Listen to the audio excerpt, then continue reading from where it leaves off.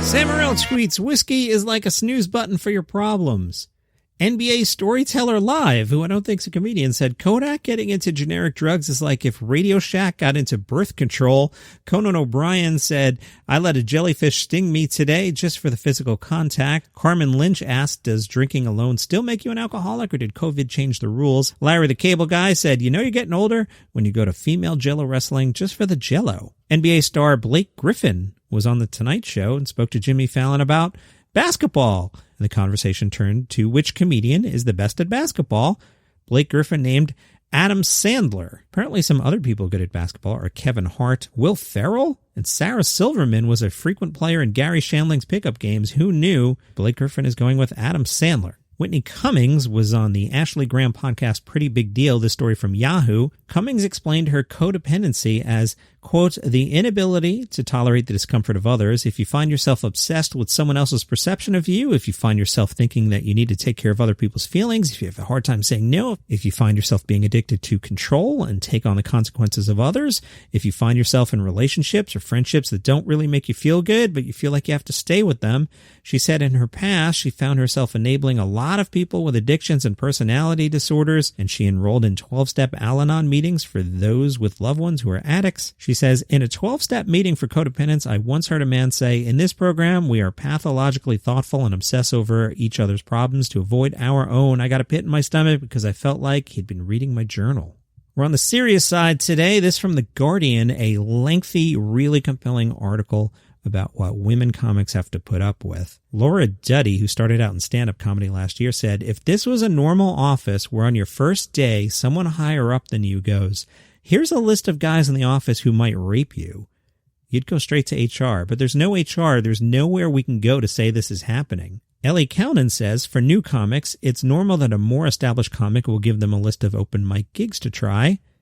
But Ellie says, whereas for women, it's here's the people and gigs to avoid. Both Ellie and Laura were shocked to find they experienced sexism among men in the industry regularly, alongside less frequent but more serious sexual harassment, and that for established female artists, this was considered a hazard of the job. Incidents range from misogynist jokes on stage to sexual comments from people in power, and a chillingly common refrain, I got off lightly in the face of physical harassment. Jesus.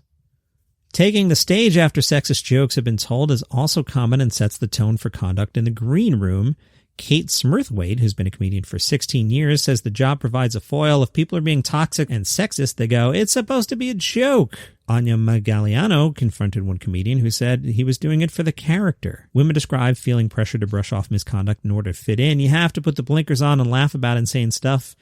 You do so much to put down your femaleness. I wore a little suit jacket. I wouldn't wear earrings, but sexual assault firmly puts you back in your place. Stand-up Allison Spittle says, we kept getting told we're not funny enough. You feel like you have to be too funny to assault. I thought if I work hard enough, I can be treated with respect, but it never ends.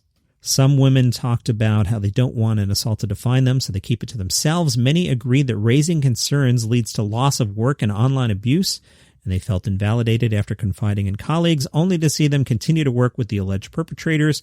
What you see on Twitter is only the top of the iceberg, Magaliano says. Remember that some people aren't coming forward. There are lots who don't feel safe and people who are legally unable to. The lack of HR structures or a comedy industry union means that most don't know where to turn. This leaves them with a burden of guilt that the man in question will strike again. Wow, that is all terrible. That's in The Guardian if you want to check out the longer form of that. From theconversation.com, the question, is stand-up comedy art? Here's why this matters. The Arts Council of England has recently taken the step of including comedy as a form of theater under the terms of the Culture Recovery Fund, part of the emergency response package to help cultural institutions recover from the blow they've taken during the pandemic. Stand-up comedy is not created purely by the performer, but as a collaborative production between the performer, the audience, the venue, and the promoter. In the same way a theater is arranged to support dramatic performance or a gallery is lit to display paintings, so too must a stand-up comedy gig be presented in such a way that it contextualizes the performance to come. The iconic image of the single microphone on a stand in a spotlight is evocative of stand-up comedy without anything needing to be said. Unlike many other art forms, stand-up performance is more akin to a reactive conversation, albeit with laughter and other reactions forming the bulk of the audience response, and in turn, This instant audience critique often shapes the unfolding production as the performer reacts. Finally, it's the job of the promoter through advertising the gig to deciding the lineup of the show and introducing the artist to create an atmosphere that the stand-up comedy can flourish in.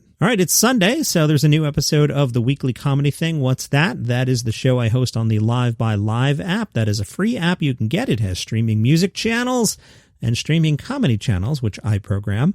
Also, I host the weekly show, the Weekly Comedy Thing. It's kind of sort of like this, except I can play comedy bits over there. Why don't I play them here? It's a big copyright thing. I can't take a Jim Gaffigan bit and make a million copies of it. It just doesn't work that way. However, on the Live by Live app, we're licensed to play the clips. So if I tell a Jim Gaffigan story, then I play a Jim Gaffigan bit. So if you like me and you want to hear some stand-up, bounce on over to Live by Live. Other than that, you can subscribe to this thing for free on Apple Podcasts or Google Podcasts. And you can follow it on Spotify. Thank you for listening, and I'll see you tomorrow.